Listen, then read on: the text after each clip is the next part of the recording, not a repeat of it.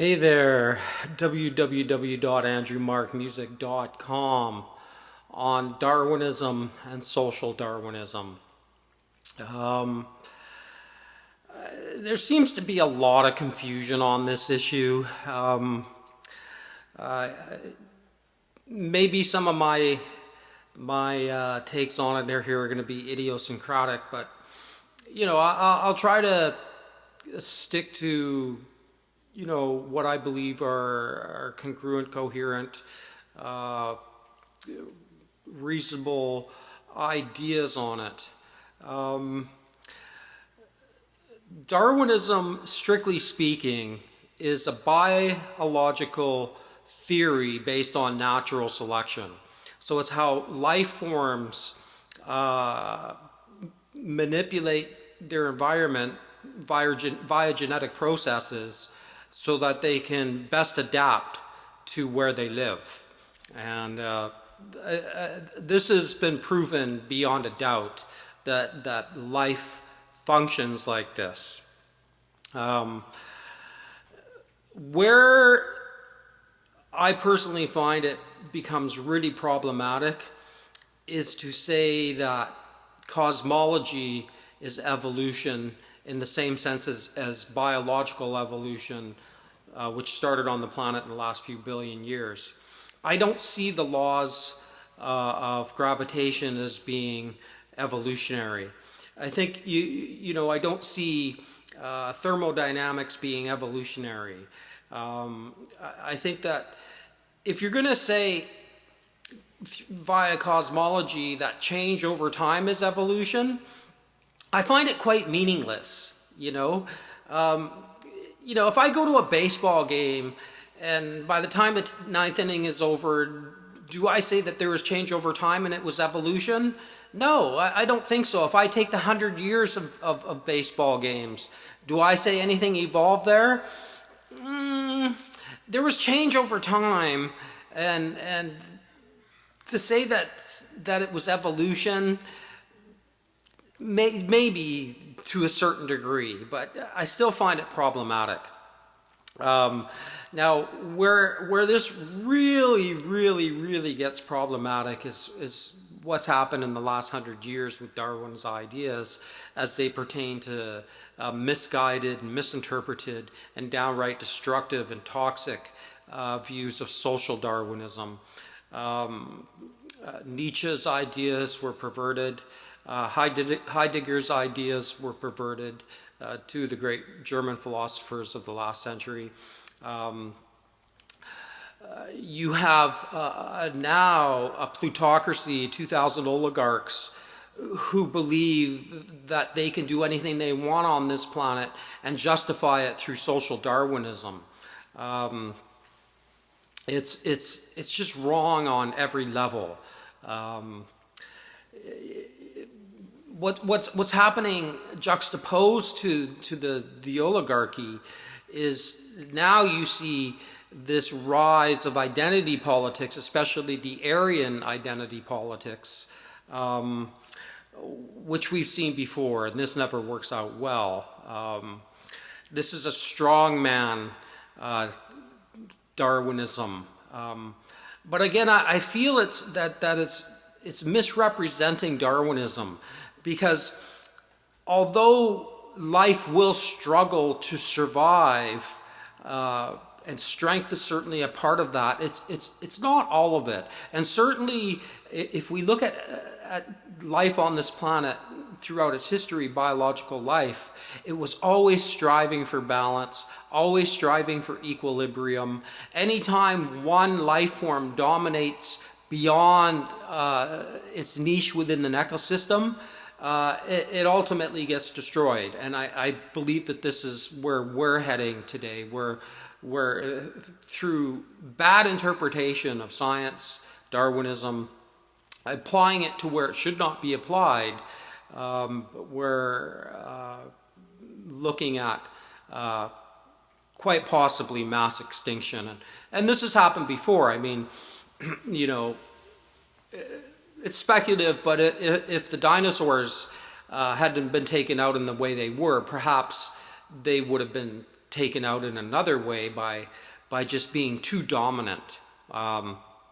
That's of course speculation, but the same idea applies to what's going on today. You just have these behemoths of pathological personalities who just see nothing but their wealth, and they're justifying it through bad interpretation of Darwinian theory. So that's basically this one is tied into the video I just did. I'll link these. Yeah, so this video is linked and tied to the video Identity Politics, because what I talked about in there is being implemented and instigated by these social Darwinists. And like I said, the most disturbing aspect of that to me is the rise of the strong man based on very dubious interpretations of Darwin.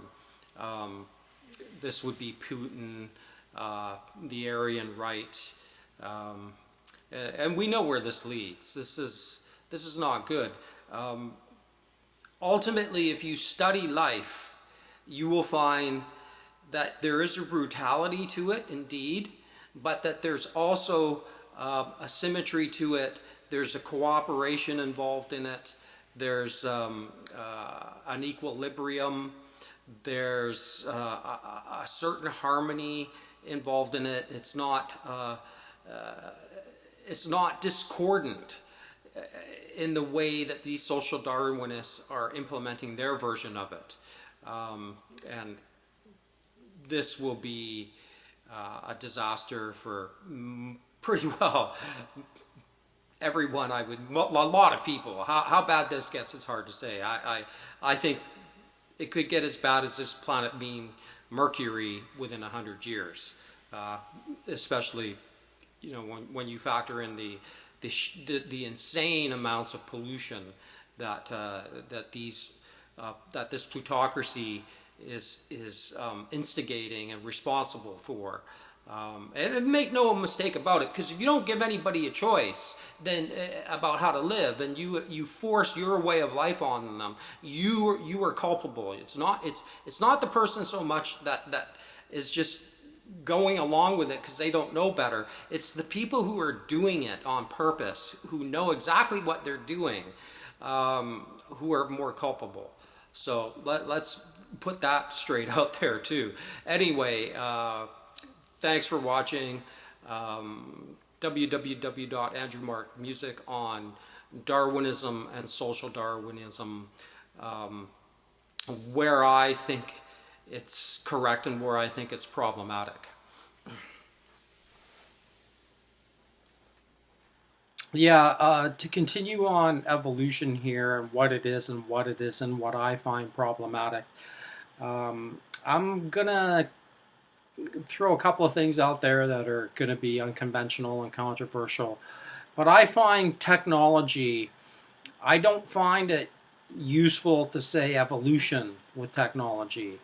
Are machines really biologically adapting to their environment in a natural selection sense? No. From a Gnostic point of view, the technology that we have came suddenly.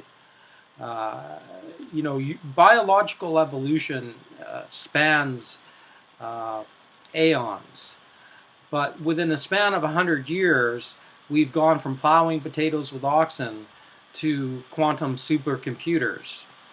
To me, if I look at consistency and logic, what's more congruent there, Gnostic ontology or evolution, I got to go with the Gnostic view of it. Now, the second problem I have is fetishizing evolution and projecting human anthropomorphism onto evolution. So I find that Wilbur does this to the point of aggravation. The processes prior to human or biological natural selection, it's very, very dodgy, in my opinion, to project human causality, not human causality, but intentionality, in the way that I think he means it, onto, the aeons. Whatever happened during the aeons, I don't see it as being evolutionary in the sense that it should be used. I just don't find it appropriate. It's to me, it's fetishism. It's fetishizing whatever happened to get us here on as far as large view, writ large cosmology. I don't find some of the ideas within cosmology all that, coherent either, but that's neither here nor there. I think they're more coherent than Wilbur's take.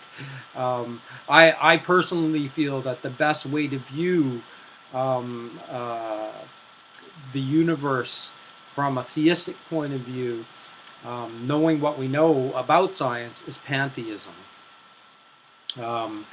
And this is impersonal. God functions through whatever correct science understands it to be.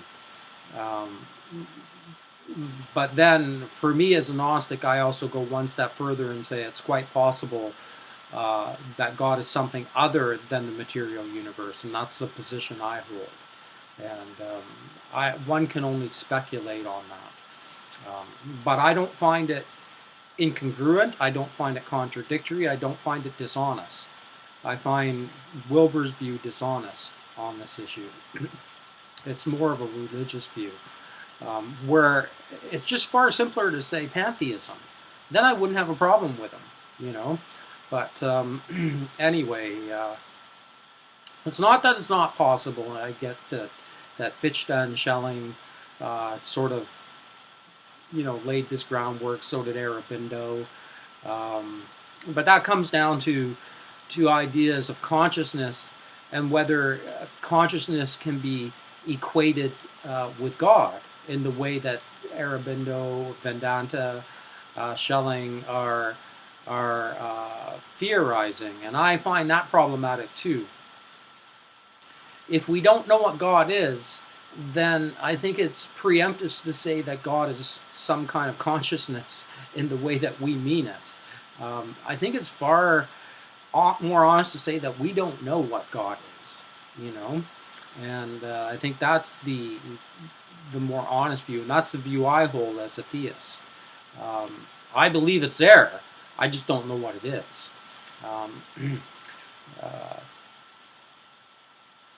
There you go. I hope that helps clarify some of the things that I put out there on YouTube.